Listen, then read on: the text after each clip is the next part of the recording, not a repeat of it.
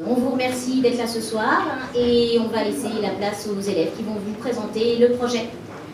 Très bonne soirée à tous. Merci. Merci.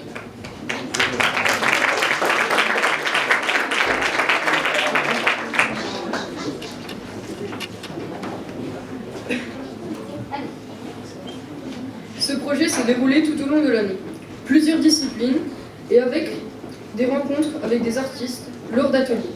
Dans différentes disciplines, nous avons vu la représentation et la place de la femme dans la société. Quelles sont les images? Que veulent-elles dire?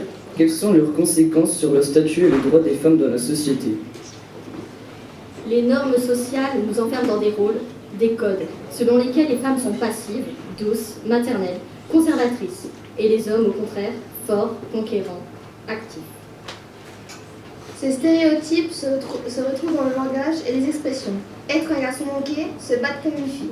Les discriminations sur le genre sont quotidiennes et engendrent des différences dans la société, plafond de verre, différence de salaire.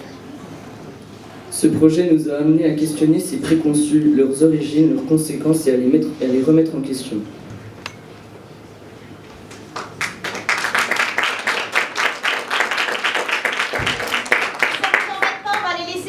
Parce que sinon ça va être compliqué.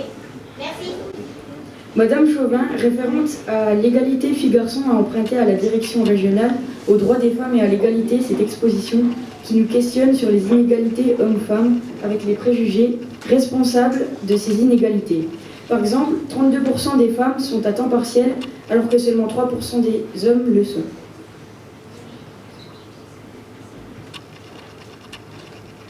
Il y a toujours moins de femmes chefs d'entreprise ou qui ont accès à des postes importants. Les choses changent peu à peu, mais les inégalités existent toujours. Les a priori jouent beaucoup. Un patron aura peur qu'une femme tombe enceinte et s'investisse moins qu'un homme de même compétence. Du coup, les femmes gagnent moins et sacrifient plus facilement leur carrière pour s'occuper des enfants. L'orientation aussi pose toujours problème. Les femmes se rentrent plus dans le social, les services, l'habillement, et les hommes plutôt dans l'industrie, les bâtiments, le transport. D'autres panneaux présentaient des exemples de travailleurs qui vont contre ces clichés. Par exemple, un homme aide-soignant ou une femme pompier. En janvier, nous avons reçu Amelia, une étudiante à l'UTBM. Elle nous a expliqué son parcours scolaire, ses motivations pour assurer les élèves, garçons et filles, et leur a donné envie de choisir la voie de l'ingénierie. Elle voulait faire comprendre que chaque élève doit construire son orientation selon ses envies et ses capacités et non selon des a priori. Lors de son parcours, Amélia a dû produire un travail de recherche sur le sujet de son choix. Son mémoire porte sur le genre dans l'enseignement supérieur. Elle montre l'évolution des inscriptions des femmes en cycle ingénieur à l'UTBM de 2007 à 2017. Les inégalités ont tendance à baisser, mais elles persistent. Seulement 8% des femmes à Polytechnique, 7% à l'UTBM en 2007 et 15% en 2017. 20% des femmes dans le département ergonomie. Il y a encore beaucoup de préjugés qui empêchent de nombreuses étudiantes de choisir ces filières. Pour questionner ces préjugés qui persistent et les éléments qui nous poussent à les entretenir, Amélia a animé un quiz pour souligner les inégalités qui existent encore dans la société. Des petites choses au quotidien qui nous semblent anecdotiques, mais qui s'accumulent et forment un système de pensée où les femmes sont systématiquement minoritaires. Proportion de noms de rues portant des noms de femmes, de stations de métro, nombre de femmes au Panthéon, au Crimée à Cannes, pourcentage de femmes mères. Il y a de fortes inégalités au quotidien qui passent inaperçues et modèlent pourtant nos représentations. En sciences, nous avons étudié la place des femmes dans les découvertes majeures.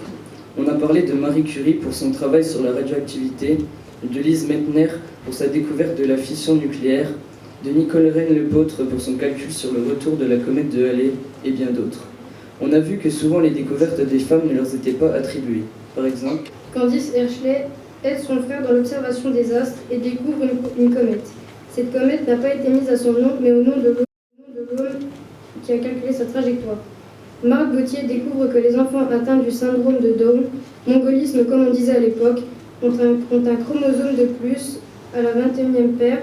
On parle de trisomie 21. Elle fait cela dans un laboratoire artisanal qu'elle a créé car en France, aucun laboratoire ne fait de culture des cellules. Comme elle n'a pas de microscope qui prend des photos pour montrer sa découverte, Jérôme Lejeune, un chercheur du CNRS, propose de le faire pour elle. Il prend les photos et annonce seul la découverte en 1958 au Canada et publie dans une revue scientifique avec son nom en premier. Celui de Marc Gauthier n'apparaîtra qu'en deuxième, mal orthographié, et son prénom sera faux. Marie au lieu de Marthe. Rosalind Franklin travaille avec Maurice Wilkins sur la structure de l'ADN. Elle n'est pas d'accord avec lui et finit par prouver que l'ADN forme une double hélice. James Watson, qui travaille aussi avec elle, publie le modèle de Rosalind sans la consulter. Des années plus tard, le prix Nobel pour cette découverte lui sera attribué à lui. Wilkins et un autre homme cric. Rosalind est morte 4 ans plus tôt d'un cancer. Le prix Nobel n'étant pas remis à titre posthume, la justice perdue.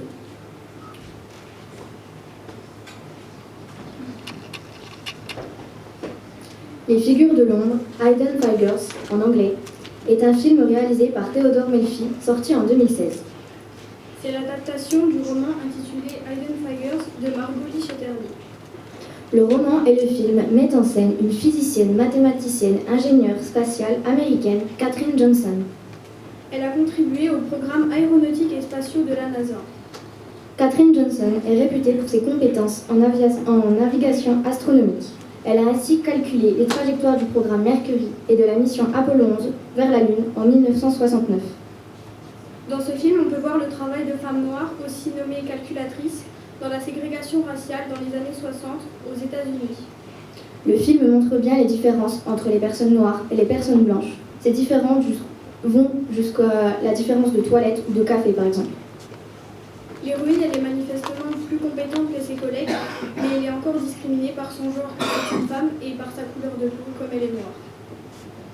Ce film nous a été présenté en cours. Nous avons pu constater les différentes discriminations entre les hommes et les femmes, ainsi qu'entre les personnes blanches et les personnes de couleur.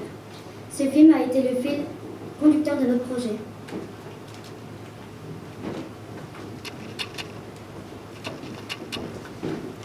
Les 3e B ont étudié les biographies en anglais de Nicole Rennes-Lepaute, qui a recalculé la date du retour de la comète de Halley à l'aide des lois de Newton, d'Émilie du Châtelet, traductrice de Newton, théoricienne de l'énergie et la conservation de l'énergie, et celle de Katherine Johnson, mathématicienne afro-américaine, héroïne du film Hidden Figures. Sans leur calculer leurs travaux, personne n'aurait pu lancer navettes et fusées dans l'espace et sur la Lune. Les 3e B ont étudié la carrière scientifique et politique de l'astronaute John Glenn, premier Américain en orbite autour de la Terre grâce au calcul de Katherine Johnson. Nous avons fait le lien avec les luttes pour les droits civiques et contre l'esclavage et le racisme, pour montrer que de nombreuses luttes antiracistes et féministes combattent le même système politique d'oppression. John Glenn, par exemple, s'est battu au Congrès américain en tant que sénateur contre le sexisme et le racisme. Lors du voyage en Angleterre, nous avons vérifié cette concordance des luttes lors d'une promenade en suivant les pas spécialistes des suffragettes. Dans différents endroits de Londres où des statues de femmes importantes se trouvent, comme celle de Millicent Garrett Fawcett, suffragette dans le petit parc à côté de Westminster Abbey. Nous avons traversé le pont de Westminster et vu celle de Mary Seacole, infirmière anglo-jamaïcaine, héroïne oubliée de la guerre de Crimée jusqu'à récemment. Ceux et celles qui ont accepté de braver la chaleur londonienne ont pu entendre l'histoire de Violette Sadbo, héroïne anglo-française d'origine polonaise, qui a reçu la croix de guerre et est décédée au camp de concentration de Ravensbrück à la fin d'une guerre qui, elle aussi, avait pour origine idéologique le racisme et était menée par une société qui n'a respecté les femmes que parce qu'elles ont contribué à l'effort de guerre. La seule statue commémorant l'héroïsme féminin lors des guerres à Londres ne comporte aucune femme, seulement les vêtements de travail supposément masculins qu'elles durent porter pendant les guerres. En En anglais et en arts plastiques, la question des discriminations envers les femmes a été ouverte à celle du racisme. Dans cette photo de Robert Frank, intitulée Trolleybus, prise en 1955 à la New Orleans, l'artiste a pu saisir un instantané des discriminations aux USA en 1955. Les montants du bus divisent l'image, séparation qui reflète celle de la société. Homme blanc, femme blanche, un petit garçon blanc, une petite fille blanche, un homme noir, une femme noire. Les individus sont compartimentés dans le bus, comme dans la société qui hiérarchise par couleur, genre et âge. Il est important de noter que c'est dans un bus que s'est passé un moment important des droits civiques. Le 1er décembre 1955, en Alabama, Rosa Parks refuse de céder sa place à un passager blanc. Elle est arrêtée par la police et a une amende. Elle fait appel à Martin Luther King qui lui apporte son soutien avec une campagne de protestation. Il boycotte la compagnie de bus pendant 380 jours. La Cour suprême des USA cassera les lois ségrégationnistes en novembre 1956 car elles sont inconstitutionnelles. Les bus sont un exemple de ségrégation au quotidien, mais comme le film Hidden Figures, il le relève, c'est l'ensemble de la ville, des lieux qui étaient séparés, mais aussi un contexte de lynchage, de meurtre par racisme.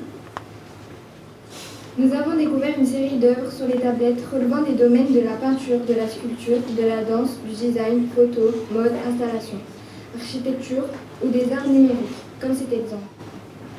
Une simple question nous était posée. De quel genre est l'auteur et pourquoi cette impression? On se rend rapidement compte que l'art est lié à une culture, une époque, un contexte particulier.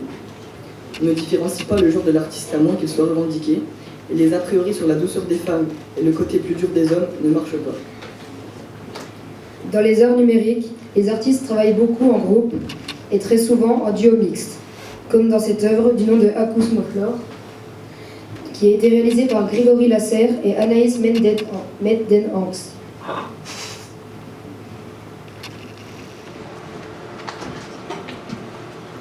Après la découverte du dossier, nous avons dû analyser l'image d'œuvres femmes artistes. Elles ont longtemps été oubliées par l'histoire de l'art, car écrites par des hommes. Ici, nous voyons l'artiste du mouvement des nouveaux réalistes, la seule femme du groupe qui réalise un tableau. Elle tire à la carabine sur des toiles faites de matériaux et d'objets divers, sur lesquels se répand la couleur contenue dans des poches percées par des balles tirées à l'arme de chasse. Guerrilla Girls, the women have to be naked to get into the Meat Museum, 1989. Dans cet autre exemple, c'est un collectif d'artistes qui dénoncent les discriminations que subissent les femmes. Est-ce que les femmes doivent être nulles pour entrer au Metropolitan Museum? Moins de 3% des artistes dans les sections d'art moderne sont des femmes, mais 83% des nus sont des femmes. Clairement, la place des femmes est traditionnellement comme modèle, objet de la représentation et non au bout du pinceau. La femme a longtemps été représentée dans les publicités comme belle, bien maquillée, bien habillée, pour plaire à son mari.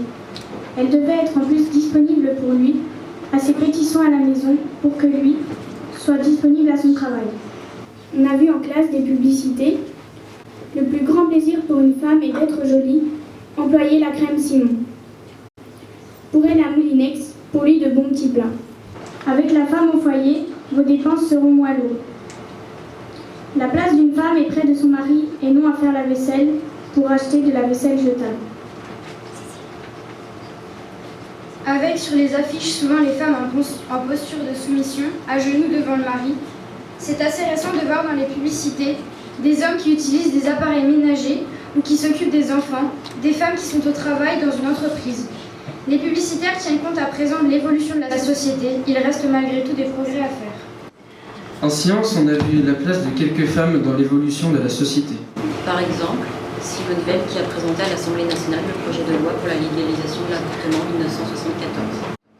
C'est à l'époque 300 000 femmes qui avortent illégalement.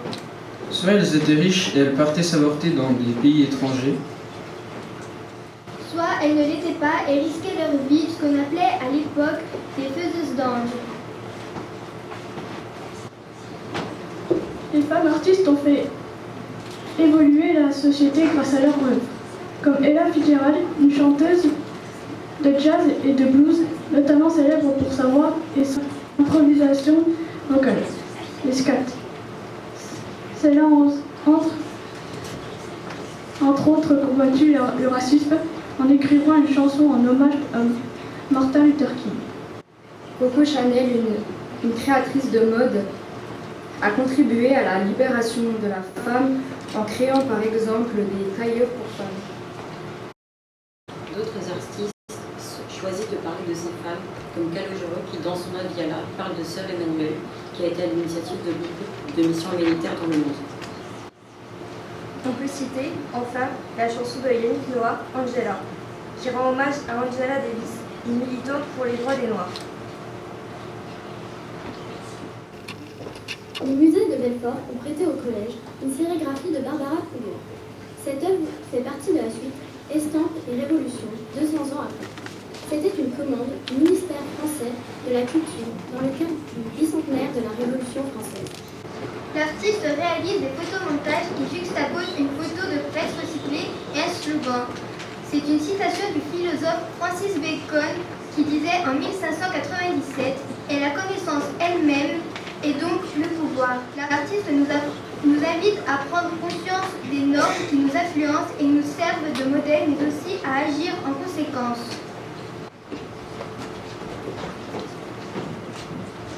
On a rencontré Axel de Studio Sauvage. Elle fait des affiches, elle fait des logos, des flyers, des pochettes de disques. Elle utilise surtout la sérigraphie, c'est-à-dire l'impression en série d'un visuel. Elle nous a expliqué comment réaliser une sérigraphie avec des encres et des écrans d'impression. Ce sont des sortes de cadres avec une image faite de petits trous pour laisser passer l'encre qui permet de réaliser un visuel sur une affiche. On met de l'encre sur un côté de l'écran d'impression. Avec une râpe, on étale cette encre sur tout le plan. Après la théorie, on a fait quelques essais, puis on a réalisé nous-mêmes par ce procédé notre image de la femme sur des papiers de couleurs différentes avec des encres de couleurs différentes. On a utilisé une image commune qui évoquait l'œuvre de Barbara Kruger que l'on avait étudiée et qui nous avait été prêtée par le musée des Beaux-Arts de Belfort. Ensuite, on a décidé de personnaliser chacun notre œuvre en y apportant du texte, des images, des bijoux à partir de collèges. 5 d'entre nous vont vous présenter leurs œuvres et vont vous expliquer leur démarche, qu'est-ce qu'ils ont voulu montrer au travers de leur création. Vous pourrez voir toutes les autres réalisations tout à l'heure. Elles sont exposées et nous serons à côté de votre disposition pour vous en parler. Mon œuvre s'intitule We Want Weekend, qui veut dire en anglais quand on veut on peut. Cette œuvre montre les inégalités entre les hommes et les femmes. Amela, une étudiante de l'ITBM, est venue au collège pour nous parler de son mémoire sur la place des femmes dans les filières technologiques et scientifiques. Elle nous a expliqué que les femmes se limitent souvent dans le choix de leurs études, le choix de leur métier. Elle se pose beaucoup de questions et doutes. Elle croit ne pas avoir les compétences, le talent. Selon moi, si on se donne les moyens, on peut y arriver. Il suffit de croire en soi. Les oiseaux sur mon œuvre représentent cet envol de la femme. La devise française est liberté, égalité, fraternité. Fraternité vient du terme latin frater qui signifie frère, donc la solidarité entre frères. Il manque donc la sororité, la solidarité entre sœurs. Le mot fraternité contredit donc le deuxième mot de la devise qui est égalité. Il faudrait donc dire liberté, égalité, solidarité. J'ai choisi de faire cette affiche intitulée « Lâchons nos casseroles et prenons la parole », car selon moi aujourd'hui, la femme est encore trop vue comme celle qui doit faire à manger ou celle qui doit s'occuper des enfants. Bien que ce cliché soit moins présent durant ces dernières années, cela reste encore majoritaire. La preuve, en 2018, 32% des hommes déclarent faire les courses, 29% déclarent préparer les repas et 13% déclarent s'occuper des enfants. On est donc encore loin de l'égalité. J'aimerais que le statut de la femme soit le même que celui de l'homme. Et d'ailleurs, ce n'est pas très juste pour l'homme non plus. Pourquoi profiterait-il moins de ses enfants ? Dans mon affiche, j'ai voulu faire comprendre qu'une femme peut faire les mêmes choses qu'un homme, parce qu'il y a beaucoup de préjugés qui disent qu'une femme est moins forte qu'un homme. Une femme était moins bonne en foot et meilleure en danse. Une femme était moins bonne comme mécanicienne et meilleure comme coiffeuse. Une femme était une bonne maîtresse de maison et l'homme un bon homme d'affaires. Une femme est autant capable qu'un homme. J'ai choisi le slogan « Le futur passe aussi par la femme » car je pense que la femme a toute sa place dans la société que l'on veut pour demain et que l'on construit aujourd'hui.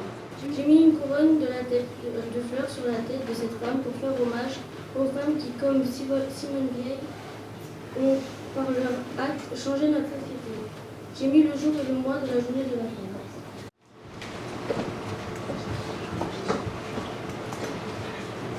Komorelli est un duo d'artistes, Claire et Clara. Elles sont venues au collège avec Mélanie de la Poudrière. Elles nous ont expliqué ce que signifiait Komorelli. C'est un mot japonais intraduisible en un seul mot qui veut dire la lumière du soleil qui traverse le feuillage des arbres. Le duo fonde la poésie électronique. Leur création s'appuie sur des thèmes comme l'amour, le partage et le vivre ensemble.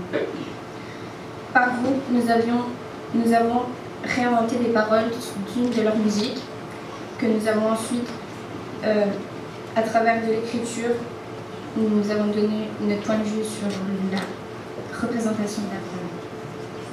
On a ensuite mis en commun tous les couplets, puis on a répété avec notre professeur d'éducation musicale, ainsi que Komorelli pour être prêt pour le spectacle de ce soir.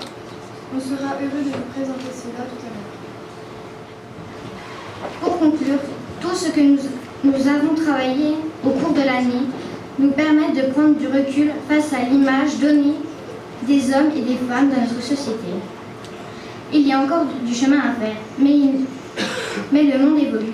Et si nous prenons tous conscience de ces problèmes et cessons de les répéter, voire les combattons, et les inégalités appartiendront à l'histoire.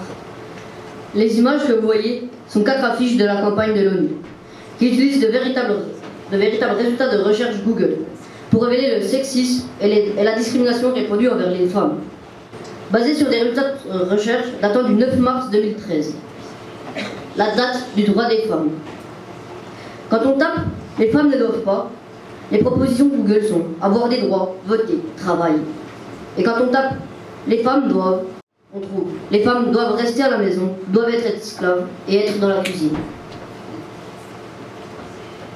Malgré tout, nous pouvons être positifs et optimistes, comme Simone Veil, qui, à la fin de son discours pour le droit à l'IVG du 26 novembre 1974, a conclu avec ces mots. « Je ne suis pas de ceux et de celles qui redoutent l'avenir. Les jeunes générations nous surprennent parfois en ce qu'elles diffèrent de nous. Nous les avons nous-mêmes élevées de façon différente de celle dont nous l'avons été. Mais cette jeunesse est courageuse, capable d'enthousiasme et de sacrifice comme les autres. Sachons lui faire confiance pour conserver à la vie sa valeur suprême. »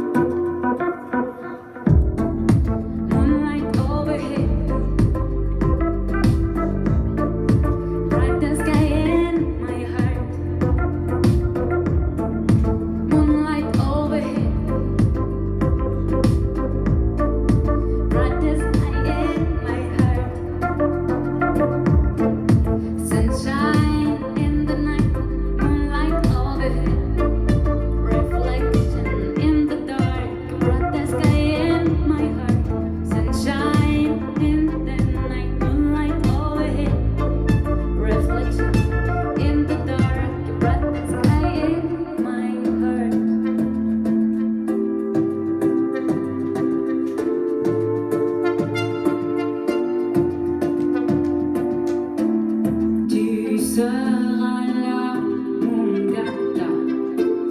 Tu resteras, mon gata. Sur la mer, les rivières et les lacs, dans les larmes, dans la pluie, dans les flaques, marée haute, marée basse, je te retrouverai toujours sur le ressac.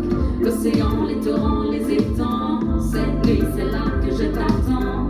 Marée haute, marée basse, sous le vent, sur l'amour, le Nil, le Saint-Laurent, sur l'amour, le Nil, le Saint-Laurent.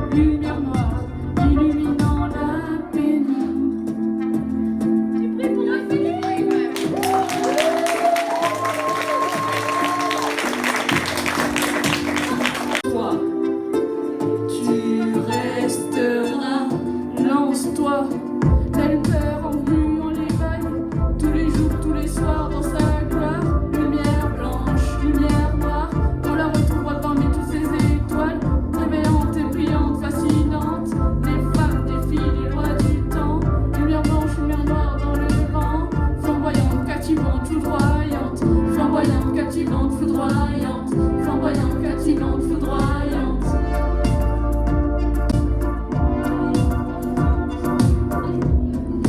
Un silence sombre, perché sous un miroir. Un silence sombre, perché sous un miroir. Un rôle exigé, né pour se ranger. Les faiblesses fabriquées, différents inventés. Un rôle exigé, né pour se ranger. Les faiblesses fabriquées, différents inventés.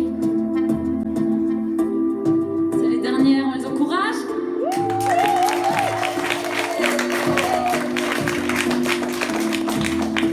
Changera, relève-toi. Il le faudra, relève-toi. Dans la vie, le travail, les arts, ignorer, délaisser, rejeter. En tout lieu dans l'histoire, avoir toujours été laissé de côté. Liberté, égalité, parité, un monde plus beau à regarder. Lève-toi, bats-toi pour te changer. Que cela puisse être une vérité, que cela puisse être une vérité, que cela puisse être une vérité.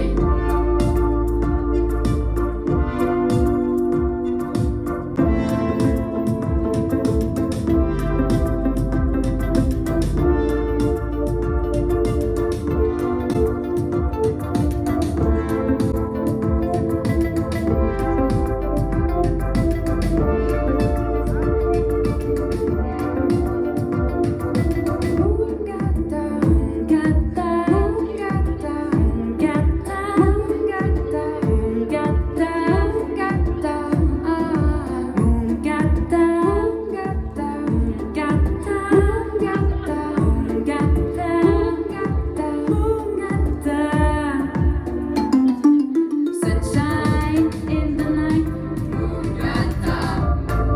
reflection in the dark.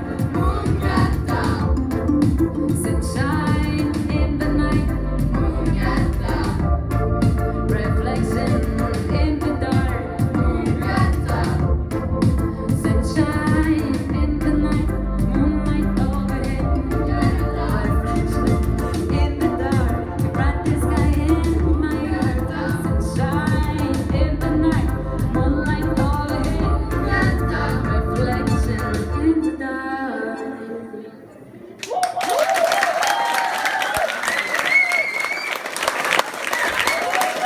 Du bruit très fort. Vous avez le droit de danser. Dawn, day, highs, rise, day, at dawn. It's a light day at dawn. Are you ready?